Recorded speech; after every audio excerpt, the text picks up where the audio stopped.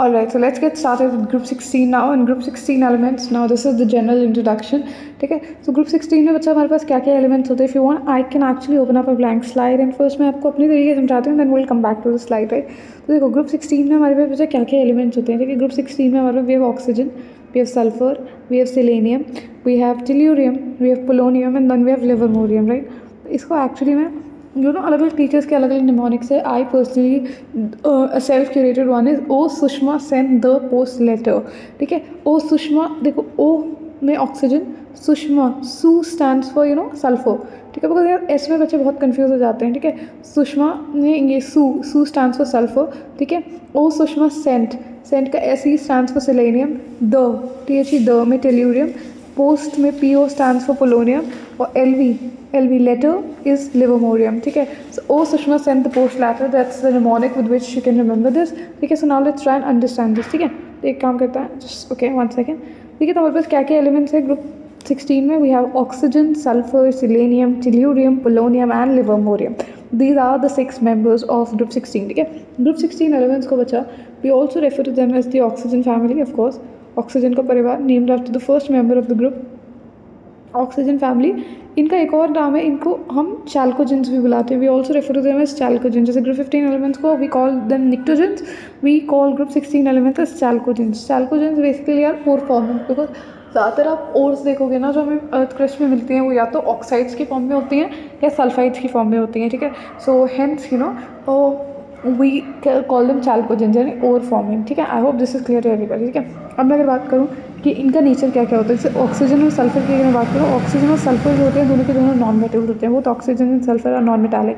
ठीक है, फिर सिलेनियम और टेल्यूरियम की बात करूँ तो सिलेनियम और टेल्यूरियम दोनों मेटलॉइड्स होते हैं. What are metalloids are the elements which show intermediate properties of both metals and non metal. तो वो जो बीच की प्रॉपर्टीज दिखाते हैं, इंटरमीडिएट प्रॉपर्टी दिखाते हैं ना मेटल और नॉन मेटल के बीच की.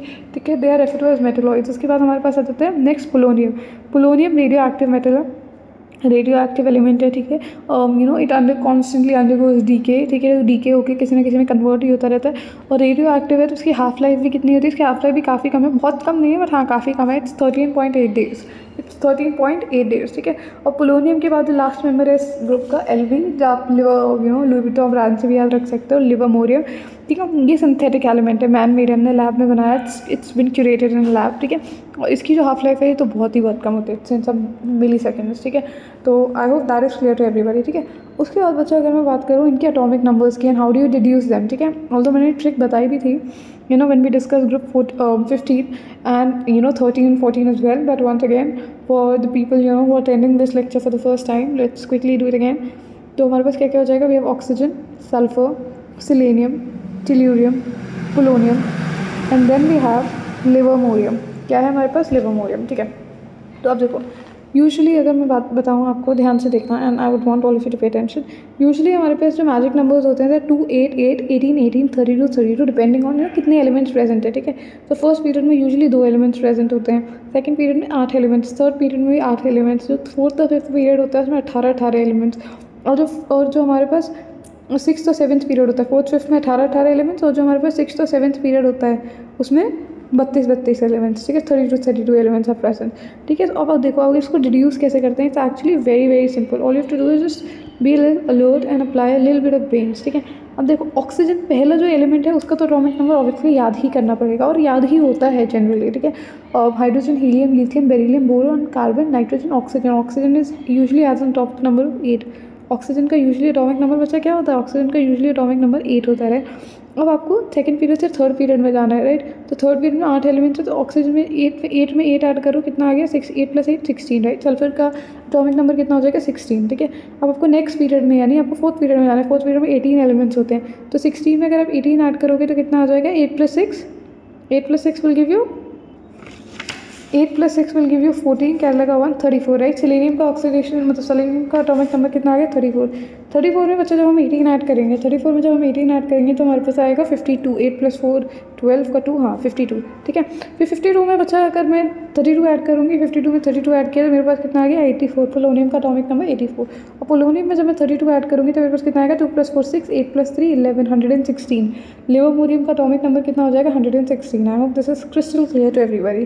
ठीक है, that's how you can actually deduce the atomic numbers as well. कुछ मगअप करने की जरूरत नहीं, तो जितना हम अवॉइड कर सकते हैं specially in subject like inorganic chemistry, उतना तो ऑफकोर्स करेंगे ना, ऑलरेडी इतनी सारी चीज़ें याद रखने के लिए हैं, ठीक है। अब अच्छा अगर मैं बात करूँ इसकी अकरेंस की, इसकी मैं अगर अकरेंस की बात करूँ कि कहाँ कहाँ क्या क्या मिलता है, ठीक है। So let's now quickly discuss the occurrence, like where all it is present and where all it is actually found, ठीक है।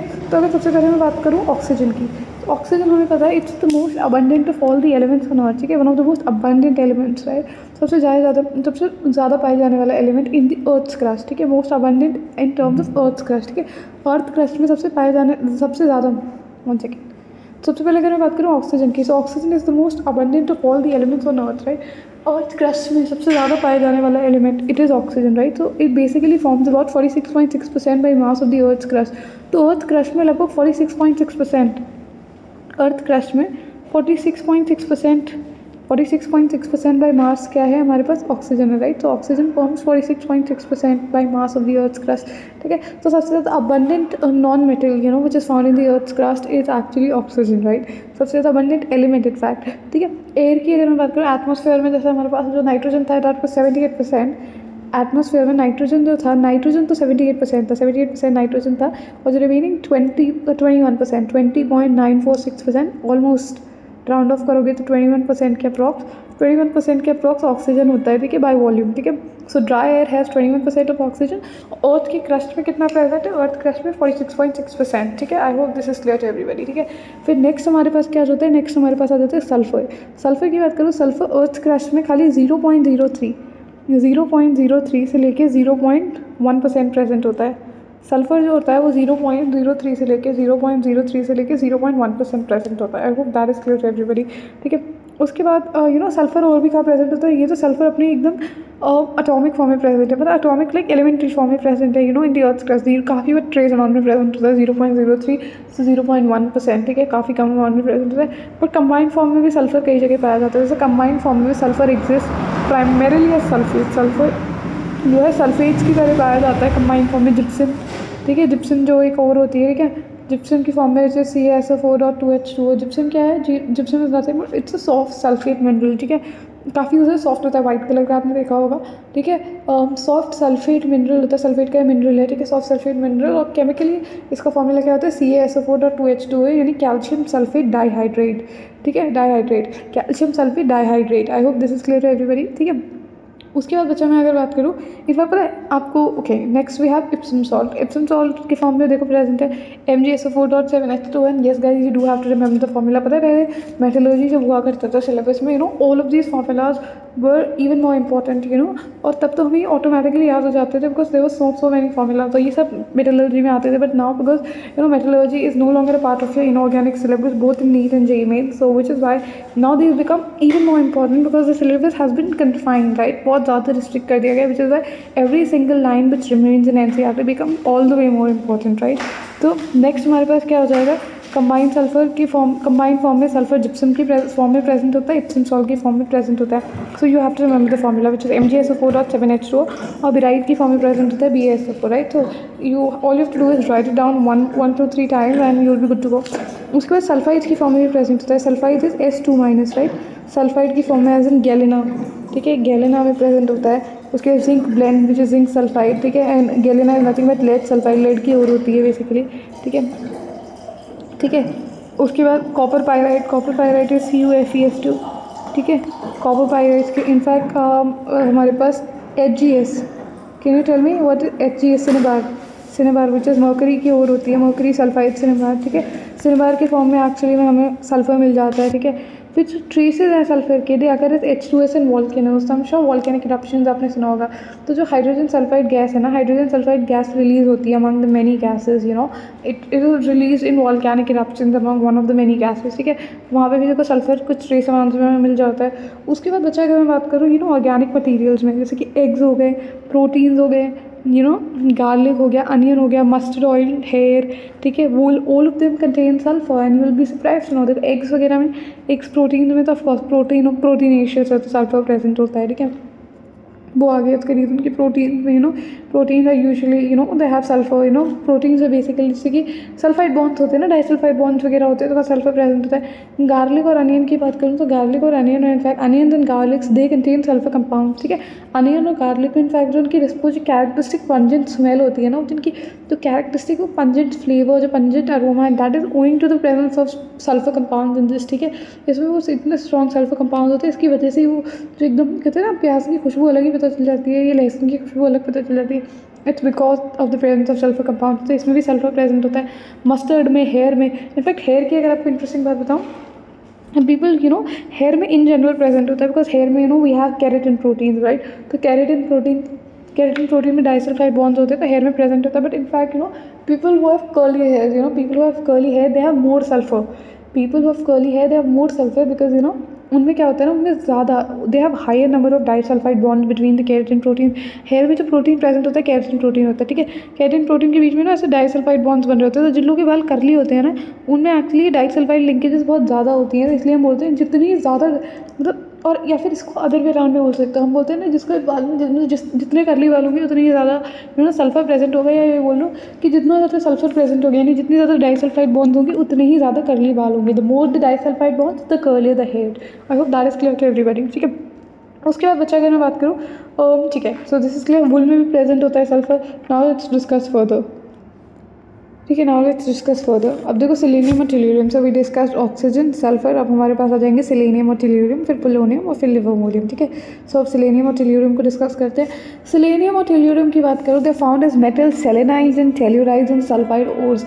तो सल्फर की जो ओर्स होती है basically sulphide ores, S2- ores में S2- ओर होती है, उसी में मेटल सेलेनाइड्स और मेटल टेल्यूराइड्स की तरह प्रेजेंट होता है। अब बोला सेलेनाइड्स बचा, selenides is the compounds which contain selenium.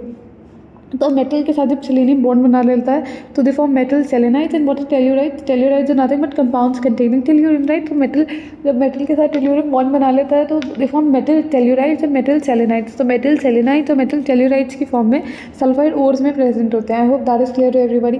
फिर नेक्स्ट आता है हमारे पास पोलोनियम, ठीक है। पोलोनियम एक्चुअली में it occurs as a decay product of thorium and uranium minerals, ठीक है। थोरियम और यूरेनियम में जो रेडियो एक्टिव मिनरल्स होते हैं, ठीक है, इनके डीके से बनता है। And it's not single step process की एक सिंगल स्टेप में डीके हुआ और बन गया।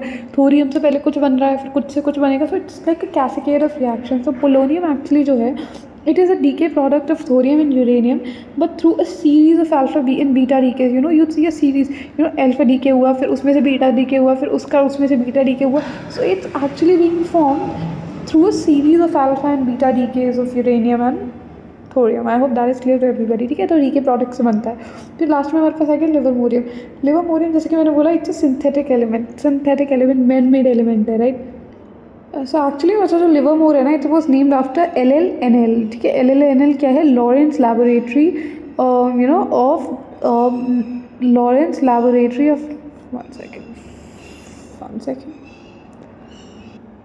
All right, now let's talk about livermorium. Livermorium actually बच्चा एक सिंथेटिक रेडियो एक्टिव एलिमेंट है. सिंथेटिक मतलब man made radioactive element है, मैन मेड, इंसानों ने बनाया, ठीक है. LLNL, इसका नाम ऐसे लिवर्मोरियम क्यों रखा गया? It's after LLNL. What is LLNL? It is, what is it? What do you think? Come on, tell me.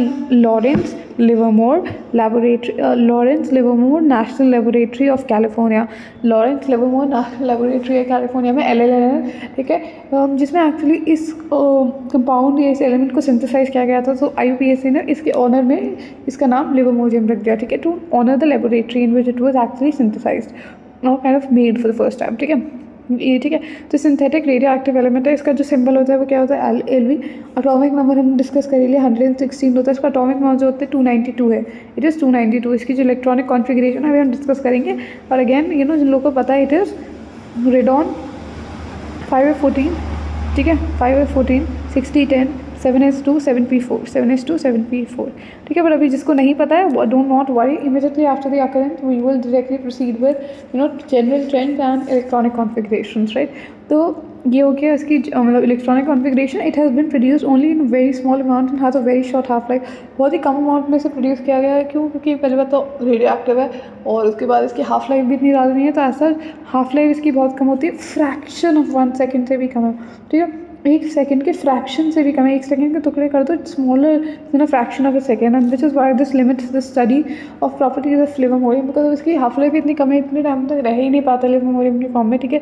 Immediately वो डीके हो जाता है into some other product, which is why इसकी प्रॉपर्टीज़ को पढ़ना बहुत मुश्किल है इसकी, इसलिए हमें इसकी ज़्यादा प्रॉपर्टीज़ पता नहीं है, और आपके लेवल पे तो इसकी पढ़ाई करनी ही नहीं है, मतलब लिवोमोरियम को तो ऐसा हमें पढ़ना ही नहीं है, no.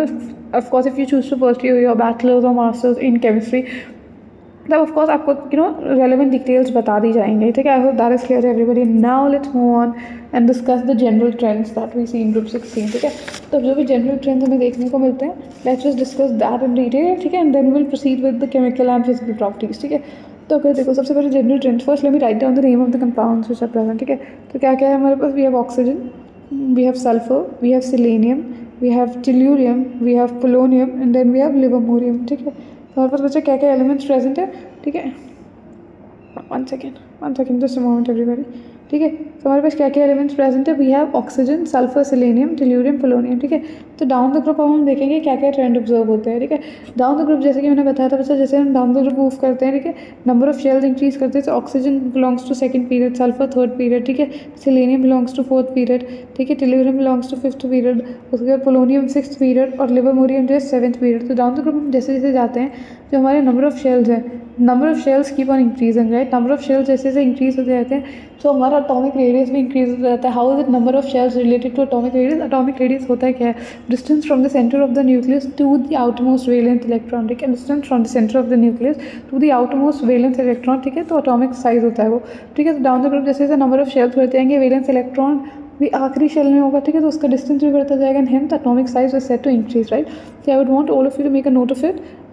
The first one is because down the group जो है number of shells increase होते हैं, down the group number of shells increases and hence therefore, ठीक है, therefore जो हमारा atomic size है, the atomic size that also increases, the atomic size increases. I hope that is clear to everybody, ठीक है। फिर दूसरी प्रॉपर्टी बच्चा जो देखी जाती है इसमें, it is the ionization enthalpy, ठीक है, ionization enthalpy, ठीक है बच्चा। तो अगर मैं आयनाइजेशन एंथैल्पी की अगर बात करें, तो ionisation enthalpy decreases down the group. General trend में हमने यही देखा था।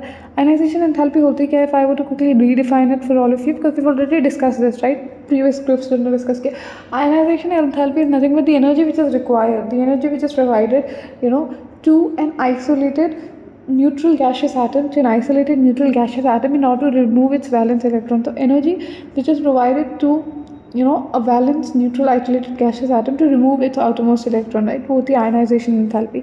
अब देखो डाउन द ग्रुप बच्चा क्या हो रहा है, down the group number of shells increase करते जा रहे हैं, नंबर ऑफ शेल्स जैसे जैसे इंक्रीज करते जा रहे हैं, तो जो वैलेंस इलेक्ट्रॉन है, बेसिकली वैलेंस इलेक्ट्रॉन, उसकी दूरी न्यूक्लियस से इंक्रीज करती जा रही है। So due to increase distance, right, due to increase distance, ये जो न्यूक्लियर अट्रैक्शन है, जो न्यूक्लियस का अट्रैक्शन है, जो फोर्स ऑफ अट्रैक्शन है, ये कम होता जा रहा है। इसकी दूरियाँ बढ़ती जाएंगी, तो जो अट्रैक्शन है वो कम होता जाएगा, बिकॉज इतना स्ट्रॉन्ग अट्रैक्शन ही नहीं है, न्यूक्लियस इसको इतने अच्छे से अट्रैक्ट ही नहीं कर पा रहा, तो मैं कम एनर्जी दूंगी और इसे रिमूव कर लूँगी।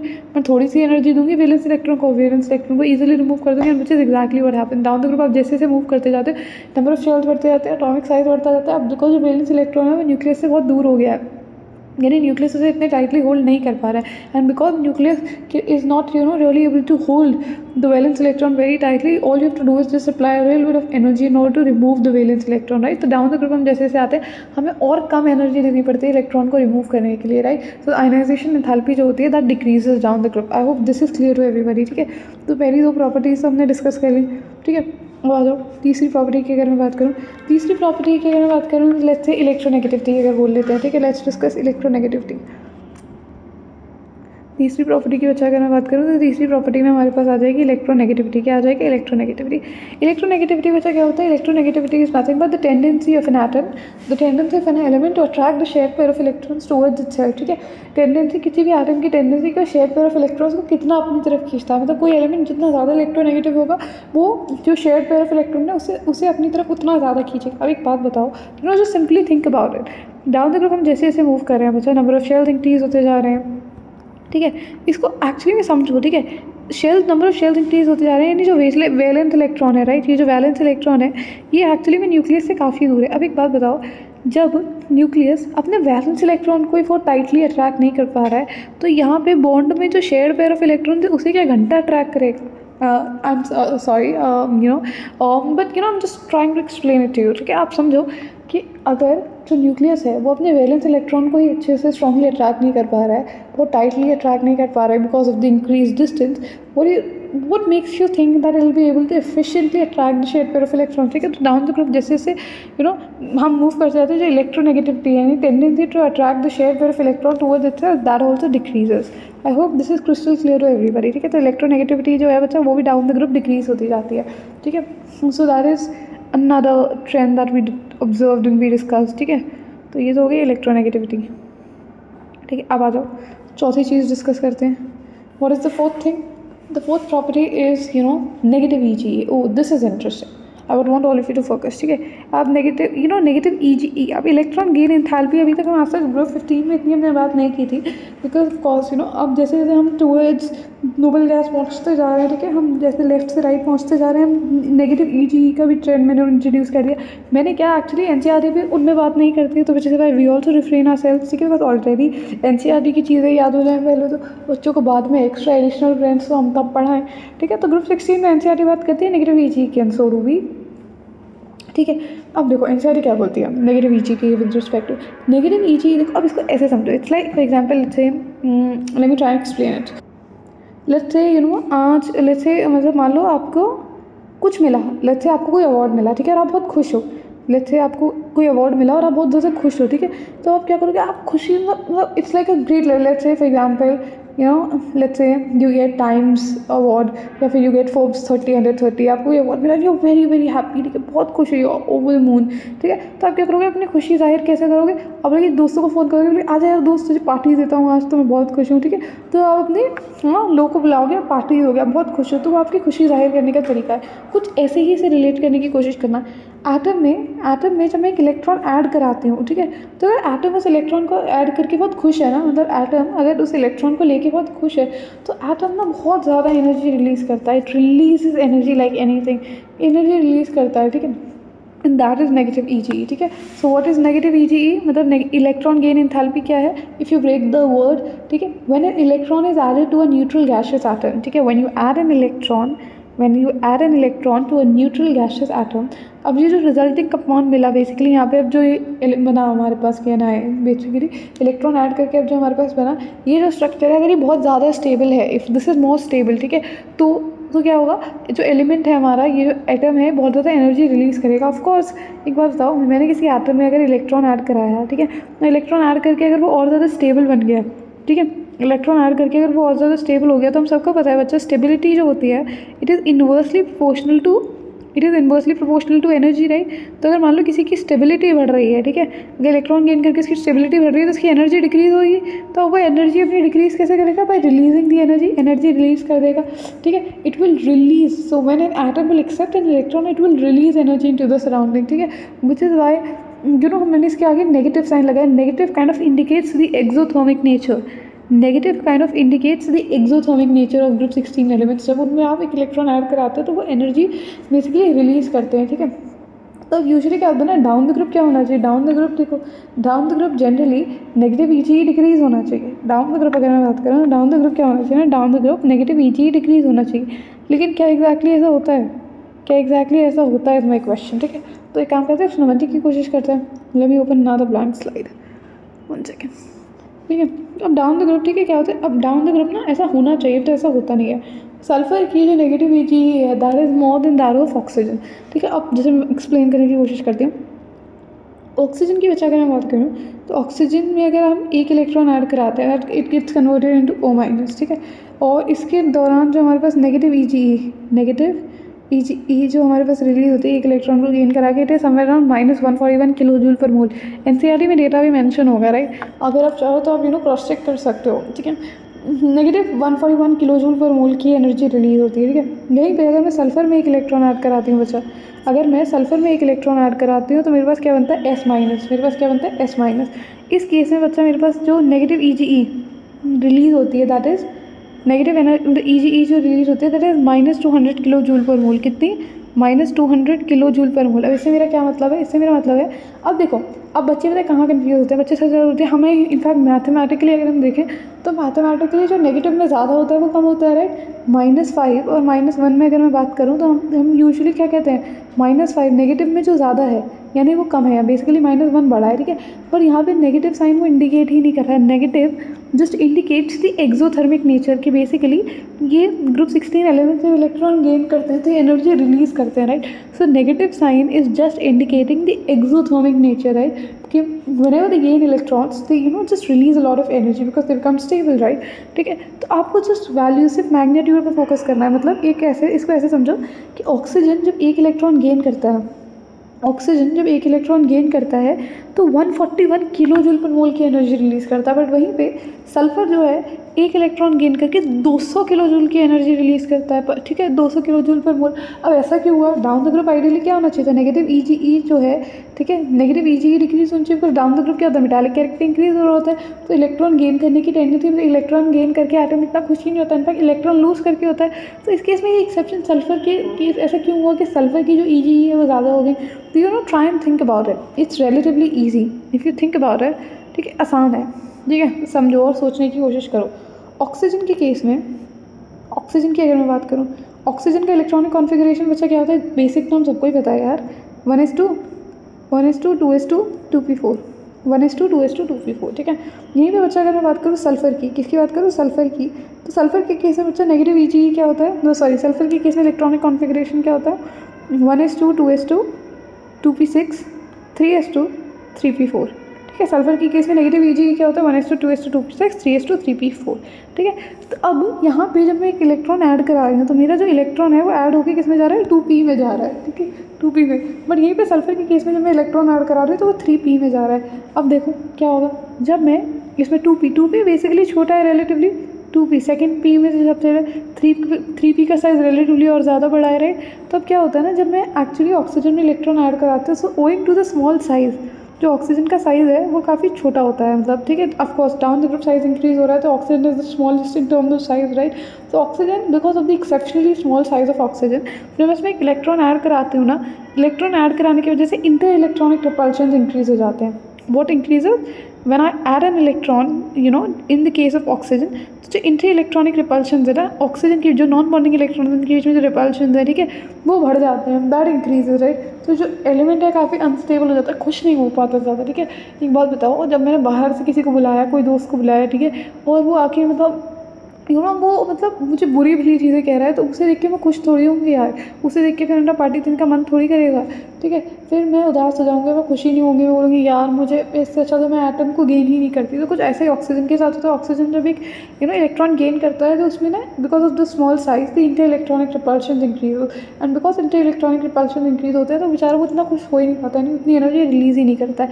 और सल्फर के केस में बिकॉज जो इलेक्ट्रॉन्स है वो किस में ऐड हो रहे हैं, 3p में, 3p का साइज़ अच्छा खासा बड़ा है, तो इसमें इतने इंटर इलेक्ट्रॉनिक रिपल्शन ऐसा नहीं होता है। सल्फर जो है इलेक्ट्रॉन गेन करके काफ़ी खुश हो जाता है और अच्छी खासी 200 किलो जूल पर मोल की एनर्जी रिलीज़ कर देता है। Hence we say that sulphur जो है मैक्सिमम नेगेटिव ई दिखाता है इन ग्रुप 16। सल्फर जो है शोज़ मैक्सिमम नेगेटिव ई, ठीक है, सल्फर मैक्सिमम नेगेटिव ई दिखाता है, लेकिन ऑक्सीजन भी होता है वो मोस्ट इलेक्ट्रोनेगेटिव होता है।